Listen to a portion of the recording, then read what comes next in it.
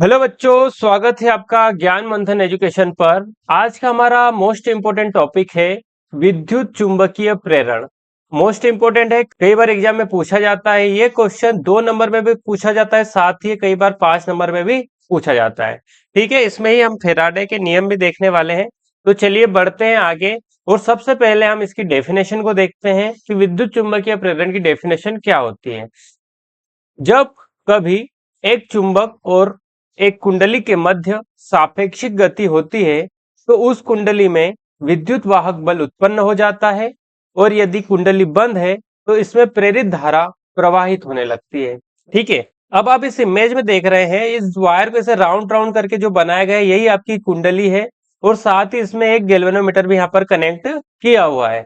अब हम क्या करेंगे, इसके पास एक चुंबक लेकर आएंगे। तो ये मेरे पास एक मैग्नेट है NS। इसको मैं जब इसके पास लेके आता हूं कुंडली के, तो क्या होता है चलिए देखते हैं हम।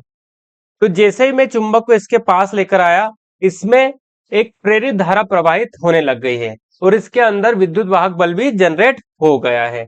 लेकिन जैसे ही मैं इसको दूर लेके जाऊंगा तो इसमें धारा प्रवाहित होना बंद हो जाएगी, और इसको हम वापस इसके पास लेकर जाएंगे तो इसमें धारा वापस से जनरेट होने लग जाएगी।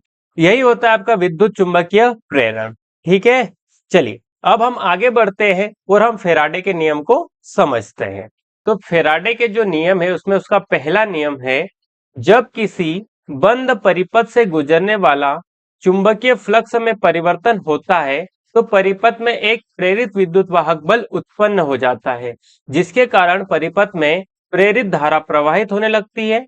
यह धारा केवल तब तक ही बहती है जब तक चुंबकीय फ्लक्स में परिवर्तन होता रहता है। तो देखिए, अब इसको हम समझते हैं थोड़ा सा।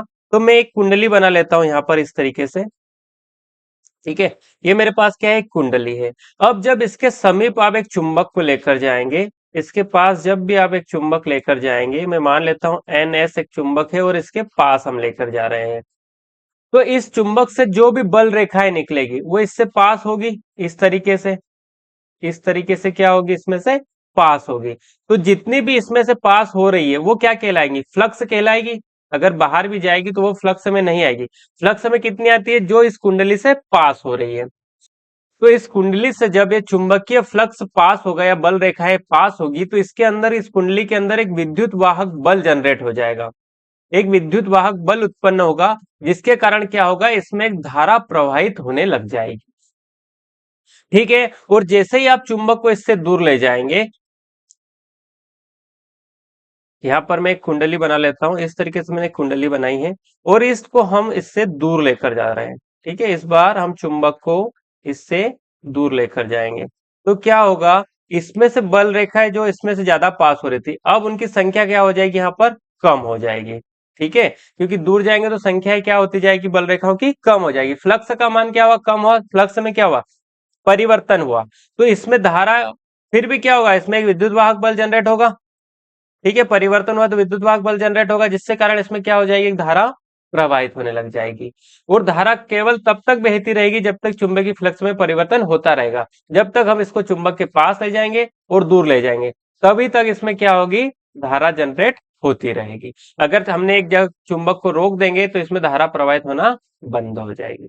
ठीक है, आपको पहला नियम क्लियर हुआ, तो अब बढ़ते हैं हम दूसरे नियम की तरफ। चलिए अब हम फेराडे के द्वितीय नियम को समझते हैं। तो इसका दूसरा नियम कहता है, प्रेरित विद्युत वाहक बल का मान चुंबकीय फ्लक्स के परिवर्तन के दर के अनुक्रमानुपाती होता है। मतलब अगर हम E को विद्युत वाहक बल मान लें तो इसके अनुक्रमानुपाती क्या होगा, चुंबकीय फ्लक्स के परिवर्तन की दर, मतलब डेल फाई बटे डेल टी। ठीक है, डेल फाई क्या होगा, चुंबकीय फ्लक्स में परिवर्तन, और ये दर टाइम में परिवर्तन। यदि फ्लक्स परिवर्तन की दर समान बनी रहे तो उत्पन्न विद्युत वाहक बल भी स्थिर होगा। ठीक है, अगर इसमें फ्लक्स में चेंज नहीं होगा तो विद्युत वाहक बल भी क्या हो जाएगा, स्थिर हो जाएगा। अगर इसको दूसरे टाइप से हम समझे, तो प्रेरित विद्युत वाहक बल का मान चुंबकीय फ्लक्स की परिवर्तन की ऋणात्मक दर के बराबर होता है।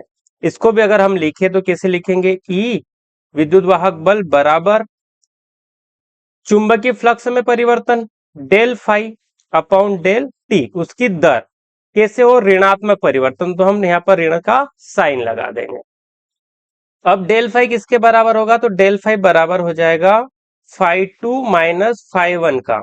ठीक है, मतलब हम जब पास में ले जा रहे थे तो ज्यादा फ्लक्स जा रहा था, और चुंबक को जब दूर ले गए तो उसमें फ्लक्स की संख्या कम हो गई। ठीक है, वो परिवर्तन की दर हो गया।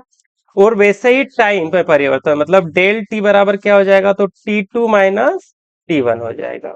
और अगर हमको वो बोल दे कि इसमें फेरों की संख्या n हो, मतलब जो हमने कुंडली ली थी उसमें फेरों की संख्या कितनी है, n है, तो हम उसके लिए फॉर्मूला बना लेंगे E बराबर minus N del phi upon del T. ये फॉर्मूला बन जाएगा आपका विद्युत चुंबकीय प्रेरण का। ठीक है, यही आपका सेकंड नियम है फेराडे का।